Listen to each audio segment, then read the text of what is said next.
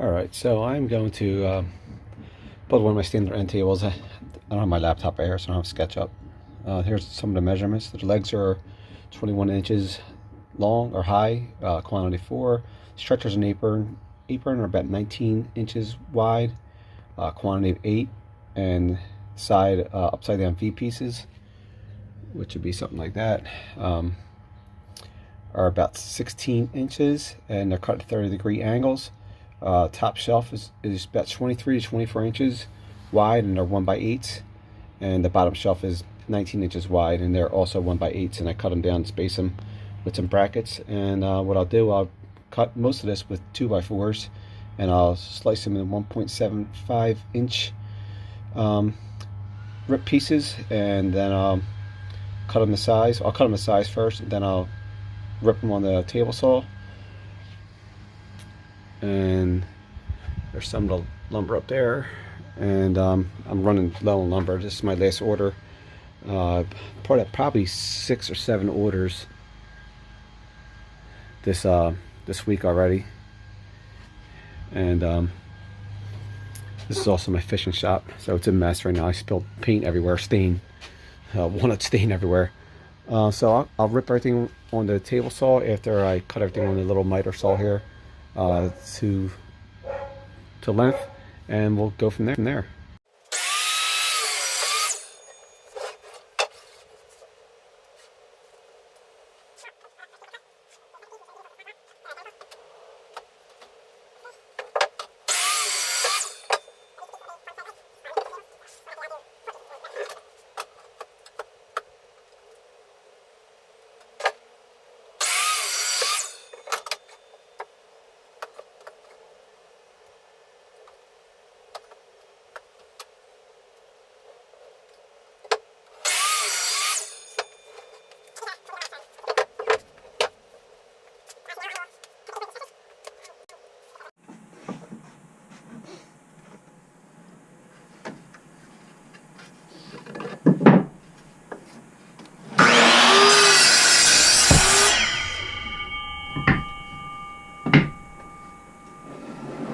My stretchers and aprons, and my legs, and I'll cut my V shapes out next.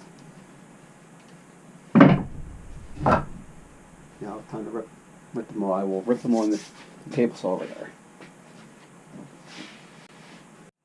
Alright, so now I'm going to set the table saw up to 1 3/4 inch, and I'm going to rip these 2x4s in about 1 3, like I said, 3/4 inches, which is roughly half,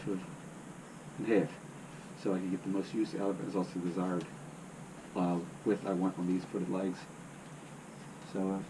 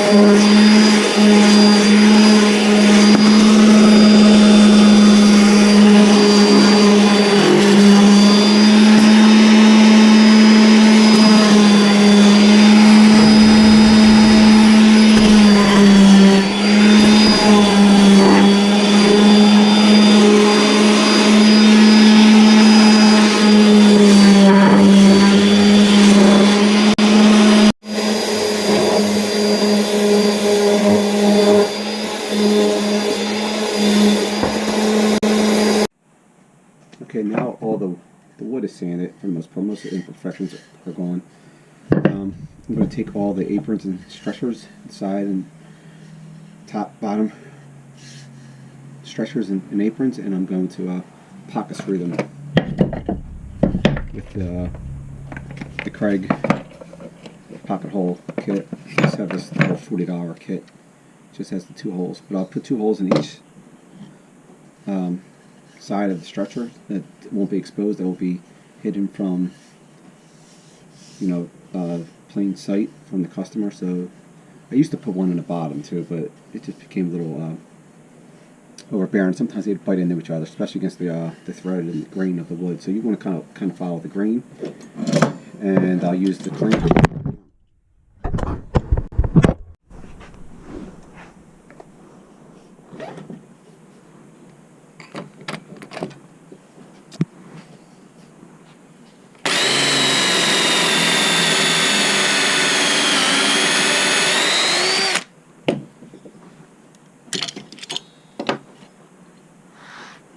Flip it around.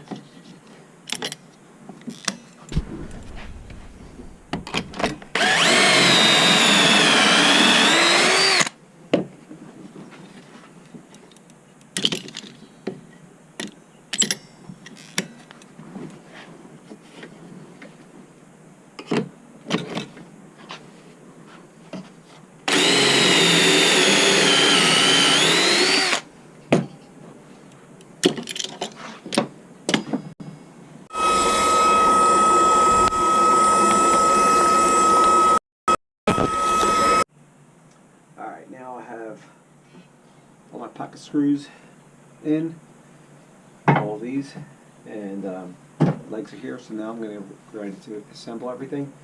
So this customer, I believe, wants this to be my standard gray and white end tables, just to it's a matching set. So I make everything identical, so all parts line up and everything stays square, and measurements are perfect as much as you can with, you know, cheaper wood. Not cheap wood, but, you know, just simple pine, yellow pine. These are tables, you know, customers are on a, you know, a little bit of a budget. They don't want to spend $200-300 for end tables, so I try to keep them built solid, nice, make them as nice as possible, but not too expensive. So we'll start assembling now.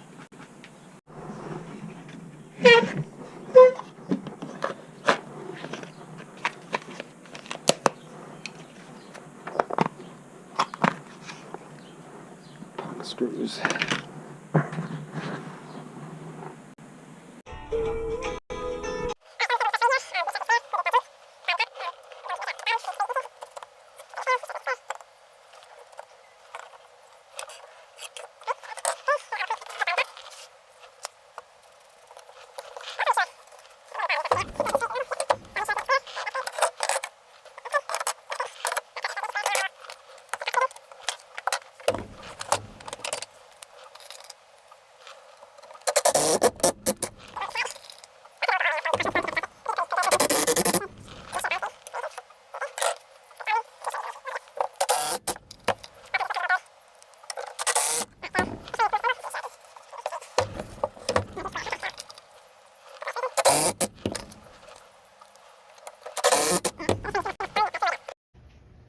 Okay, so all 4 frames are assembled. So now it's time to attach them to the side, top and bottom stretchers, I'll call them, and aprons, and make sure they're nice and flush and square, and see how it goes. This is usually the hardest part of setting these frames, though. This is important to keep everything straight and flush and even and square, especially. All right, so let's assemble them. Alright, both frames are assembled. They are both about 31 inches diagonally, so they're identical. So next is, as you can see, I spilled a bunch of walnut stain over here yesterday, so all that scrap was going to have to go in the trash, or unless I have some walnut stain, or I can sand it down, or I guess paint over, but that kind of sucked. I was pissed. It was a brand new cane too. Alright, so the frames are built, so now I'm going to set my my little upside down V shapes up on the sides. I mount them. I usually mount them with a screw in the top and bottom in the middle. I set them at 30-degree angles, so I'll cut them now, and get them assembled. Then we'll start working on the framing on the bottom. Goes around the bottom here. I'll frame it out to put the shelf in, and then we'll start working on the top and bottom shelves. All right. Put these on now. Blow them up a little bit.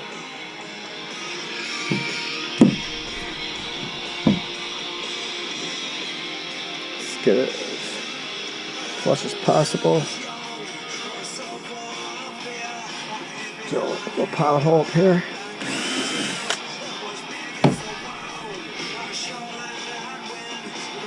I'm going to throw these real long screws in, like 2.5 inch. Actually, it's maybe 3 inches.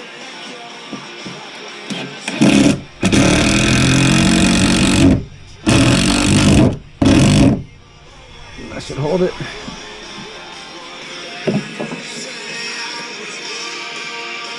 Let's do the next one.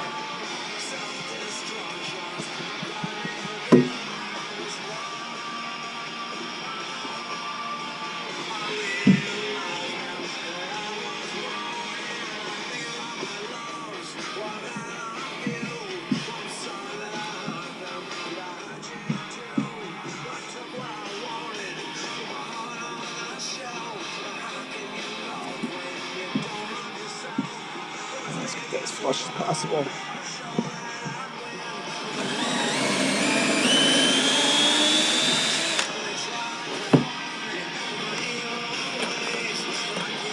Little screw in.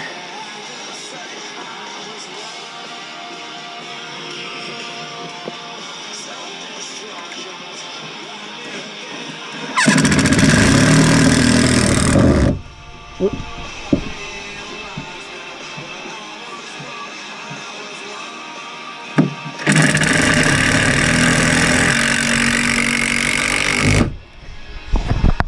You see that?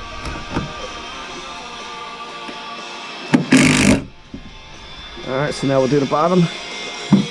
Let's flip the lower side.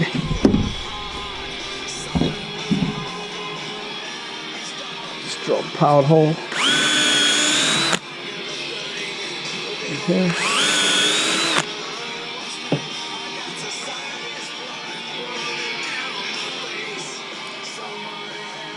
This is how I put my designs in. Some people use the X's.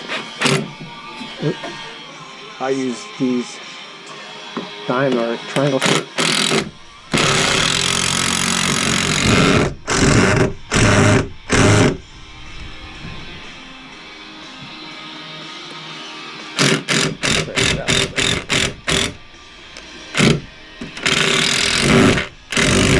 Alright.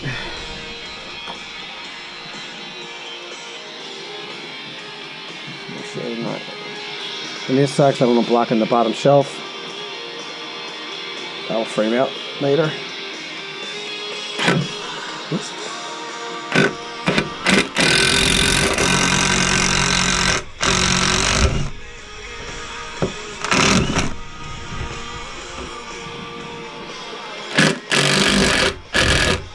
Alright, so they're in. So there's the one. Got 3 more to go.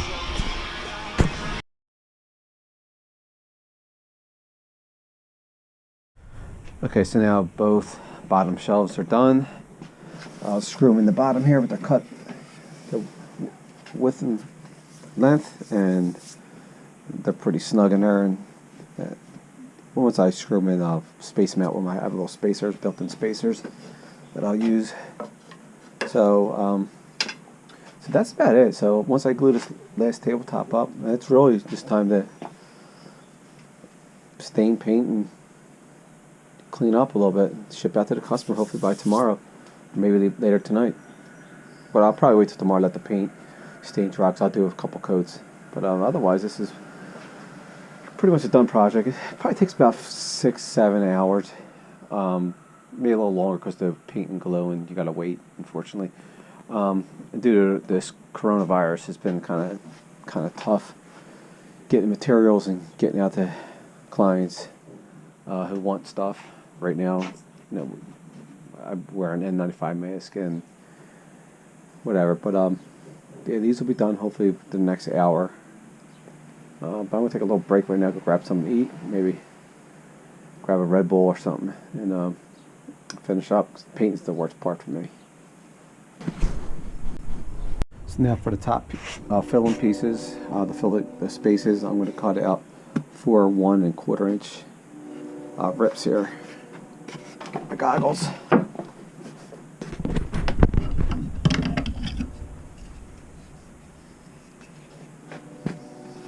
Alright. Measure it out.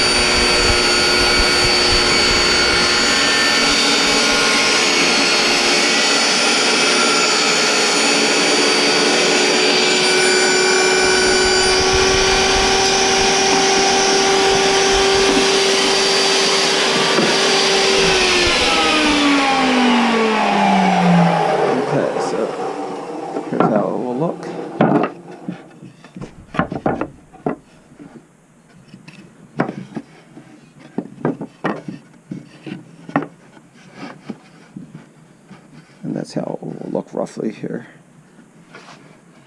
when I glue it up. So that's how the top will look after I glue it up and level it out and plane it and sand it.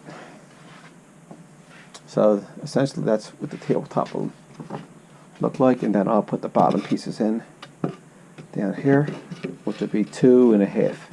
I'll build that platform now. So what I do with the extra trim wood that I don't need, I'll build my platforms, pieces for the bottom shelf here. That's next.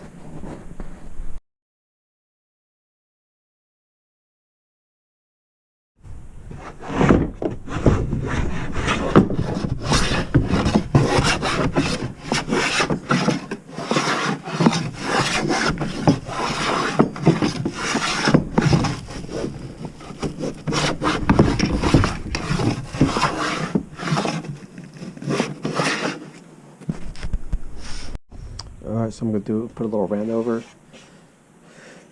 edge on the front, back, and sides.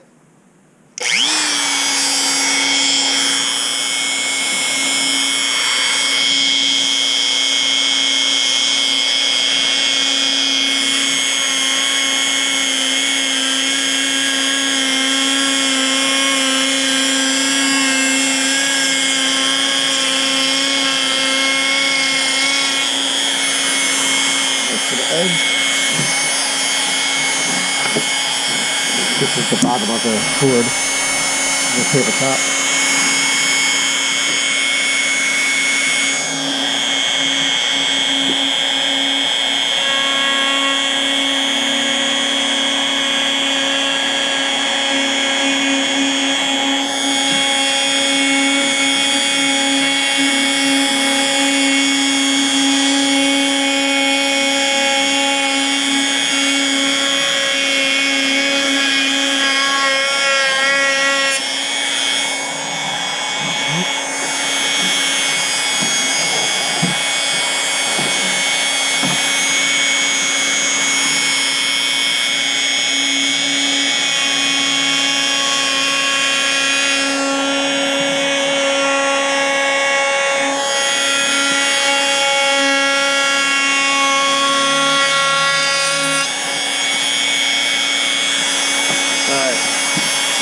switch over to the top.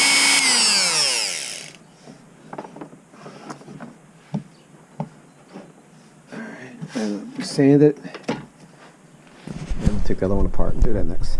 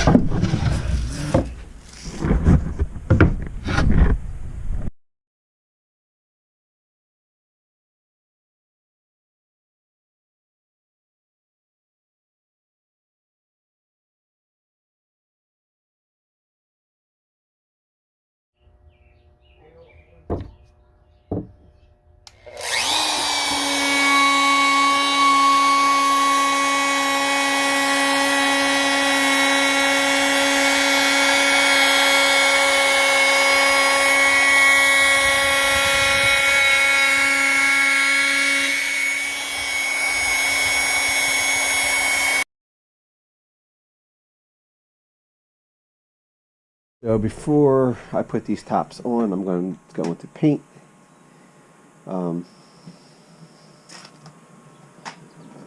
think we finished the stool last night. I'm gonna paint the frames white now, and I'll do the outside here. It's a little nicer out today. It's about 50 degrees. The sun's finally out, and we'll go from there. So that's the next move. Let's paint.